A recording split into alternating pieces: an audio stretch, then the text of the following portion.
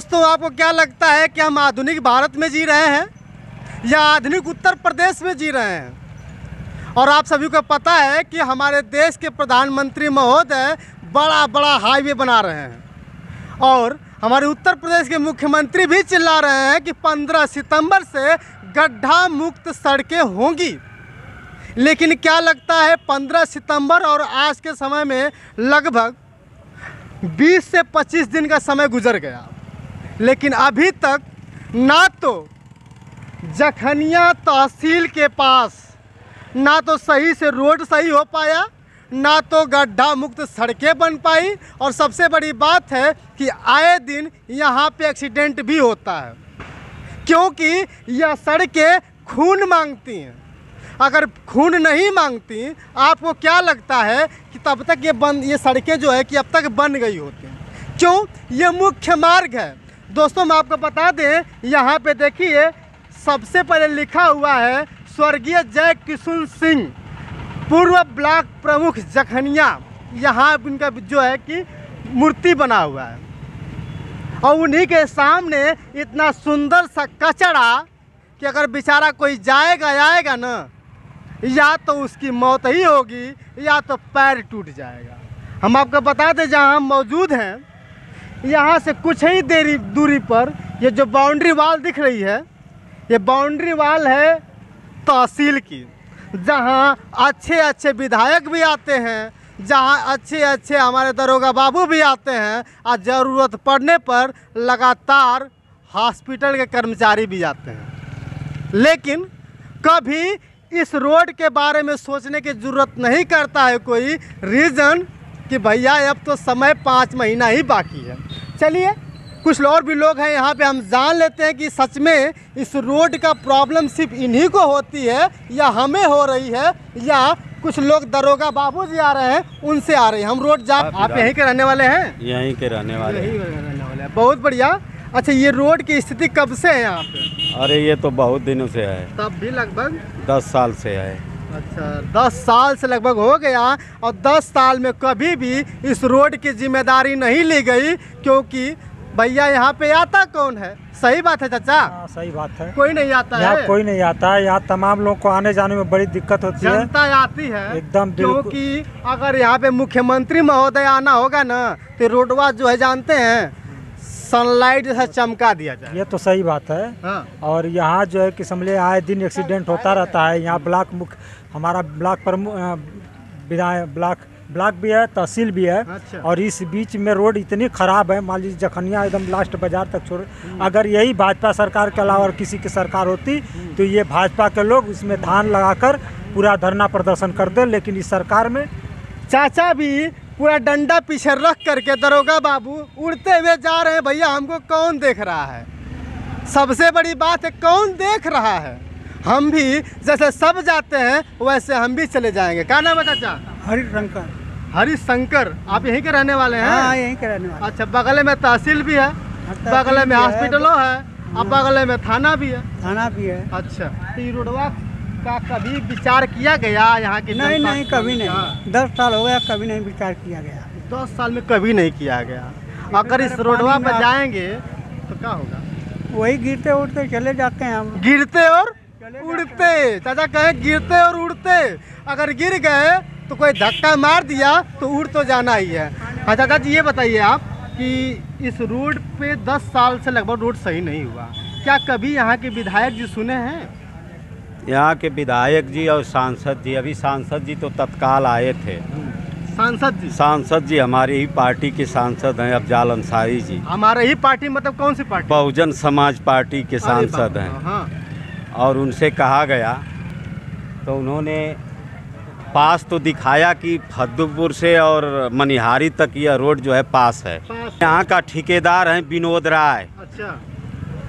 जो मनोज सिन्हा के बहुत ही करीबी हैं। अच्छा। और कई बार जो है इस रोड का ठेका ले चुके हैं। अच्छा। लेकिन एक बार ठेका लिए तो पैसा ही गायब हो गया, सड़क नहीं बनी, दोबारा फिर ठेका उन्हीं को मिल गया है। अच्छा। अब देखिए कब तक बनती है, कब तक नहीं बनती है। भैया, इसमें ठेकेदारों का दोष कहें या हमारे विधायक सांसद महोदय लोगों का, या सरकार का दोष कहें। बात तो बड़ी बड़ी हो जाती है कि हमारा उत्तर प्रदेश आज सर्वप्रथम सर्वर नंबर 1 हो गया, क्योंकि यहाँ पे सड़कें गड्ढा मुक्त हैं।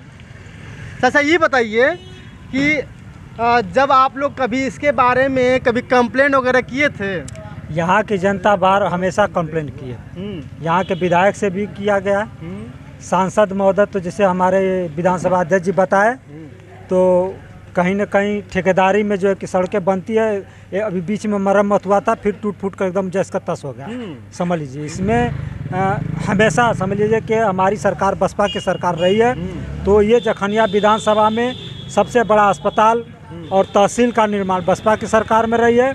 और जितने जखनिया विधानसभा के क्षेत्र में है, हमारे जाने में जितने नदी पुल बने हैं सब बसपा की सरकार में बनी है। और इस सरकार में तो जो बड़ी हवाई बातें हो रही है, लेकिन धरातल पर कुछ नहीं हो रही। जनता तो बस राशन 5 किलो राशन पर हरामखोर हो चुकी है, अपंगु बना दी है सरकार, ताकि वह जितनी भी जनता हो वह सिर्फ सरकार के भरोसे रखना चाहती है। न स्वास्थ्य पर ध्यान रहे, न शिक्षा पर ध्यान है इनको, न सड़क पर ध्यान है। बस इनको मुफ्त में राशन मिले, मुफ्त में आवास मिले। अभी देखे होंगे आज का पेपर में कि हमने करोड़ों आवास दिया, लेकिन आवास में इतनी बड़ी धांधली कि जो गरीब झोपड़ी तबके रहने वाले हैं उनको आवास न मिला। जिनको 2 तल्ला 3 तल्ला मकान है, जिनको आवास की ज़रूरत नहीं है, उनको पैसा लेकर आवास बांटा गया। इतनी धांधली हो रही है, ये सरकार में इतना भ्रष्टाचारी है। सड़क तो आप देख ही रहे हैं, हर जगह कहीं न तहसील हो ब्लॉक हो, खुलेआम पैसे की मांग हो रही है। और ये तो जोगी जी कहते हैं कि हमारा प्रदेश उत्तम प्रदेश है, कहीं कलकत्ता का लिया कर होर्डिंग फोटो दिखा दे रहे हैं रोड, तो कहीं बॉम्बे का दिखा दे रहे हैं। यही तो उनकी सरकार है। अच्छा, 2022 में चुनाव का आगाज हो चुका है। जी। अगर आप लोग अगर चुनाव क्षेत्र में चाहेंगे तो किसकी सरकार बनाना चाहेंगे? देखिए 2022 में चुनाव होने वाला है, इसमें पूरा तन मन से हम लोग लगे हैं और बसपा की सरकार होगी। और आने वाली, क्योंकि जो हमारी बहन जी ने सरकार जो चलाई, 4 बार सरकार रही है, वह जब तक देश की आज़ादी से अब तक ऐसा कोई सरकार किसी का नहीं रहा है। आज 12 बजे रात तक अगर महिलाएं अगर कहीं जाना चाहती थी तो बिना डर के वो जाती थी। लेकिन इस सरकार में समझ लीजिए न बहन बेटी सुरक्षित है, न कोई सुरक्षित है। यहाँ कभी भी आए दिन हत्या बलात्कार हो रहा है। और ये तो सरकार कहते हैं कि हमने तो क्राइम रोका है, लेकिन क्राइम कहाँ रुके? तो सारे जो क्राइम जितने बदमाश गुंडे लफंगे सब भाजपा में चले गए। लोग तो कह रहे हैं कि कोरोना वायरस से बड़ा फ्री में सब राशन मिल गया है।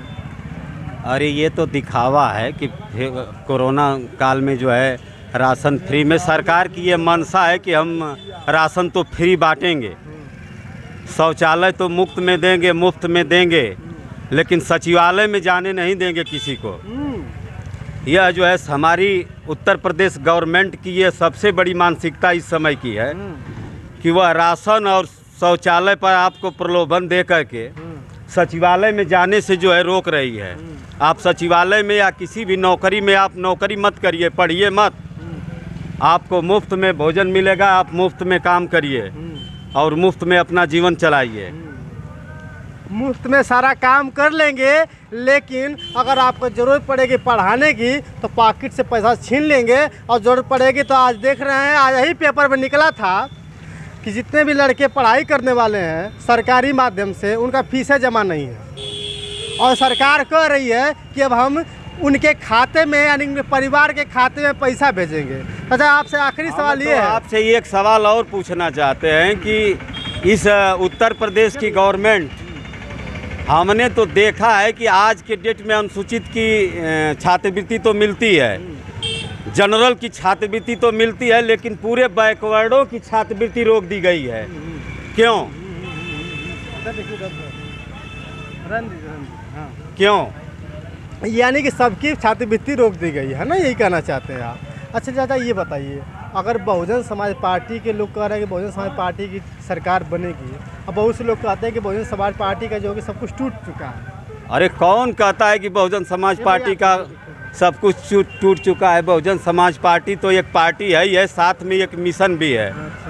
और यह मिशन तो कभी टूटने वाला है ही नहीं है, यह कारवां हमेशा आगे बढ़ता रहेगा। यह तो मान्यवर साहब ही और बाबा साहब ने ही कहकर गए थे कि जो अगर किसी इसको आगे न बढ़ा सकना तो उसको पीछे मत जाने देना, यह तो उनका कथन है। तो हमारी पार्टी एक मिशन है, यह कभी टूटने वाली नहीं है। जो लोग ये सोचते हैं वो भ्रम में हैं। चलिए, ये तो बड़ी बड़ी बातें, बड़ी बड़ी सरकार के लोग का वादा होता है कि हम यह कर देंगे वह कर देंगे, होता कुछ नहीं है। और ज़रूरत के अनुसार यही होता है कि लोग अपना पैर तुड़वाने के लिए अगर जाए तो तहसील के पास सीधे जखनिया चले आइएगा। क्यों? कि उस जगह आपका रास्ता वेट कर रही है कि कम से कम खून नहीं बहा है तो जखनिया तहसील के पास ज़रूर खून बहेगा। वीडियो कैसी लगी कमेंट करके बताइएगा दोस्तों। और आपसे जानना चाहता हूँ कि क्या यहाँ की सड़क बननी चाहिए, यदि हाँ तो कमेंट करके बताइएगा। बहुत बहुत धन्यवाद, शुक्रिया।